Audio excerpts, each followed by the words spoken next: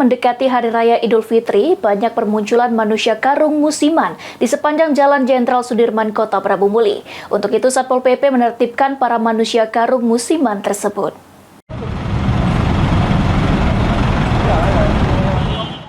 Satpol PP Kota Prabu Muli melakukan penertiban manusia karung musiman yang bermunculan di bulan suci Ramadan dan Hari Raya Idul Fitri.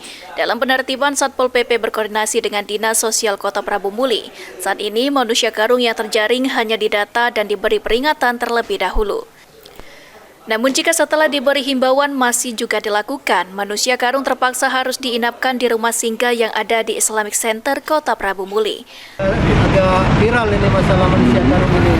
Jadi kami telah menunggu dari atasan kita ke Satpol PP, beliau setuju untuk turun, kami turun. Ini kita menertibkan mereka yang ada di sepanjang Sudirman ini. Tadi sudah kita data, sebelum berangkat tadi kami sudah bekerja sama dengan Kepala Dinas Sosial. Mereka siap untuk menampung di Islamic Center. Tapi ini kita masih punya juga rasa kemanusiaan kan. Kita data dulu aja dulu. Tapi besok jika mereka masih ada ya kita terpaksa bawa. Berarti kita beri peringatan untuk mereka nih. Ya. Jika besok mereka masih ada gimana itu Pak? Apa yang kita tetap kita bawa ke Islamic Center.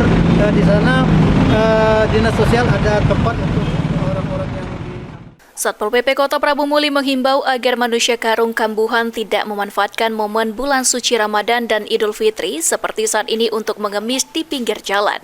Anggi Perkasa, PAL TV.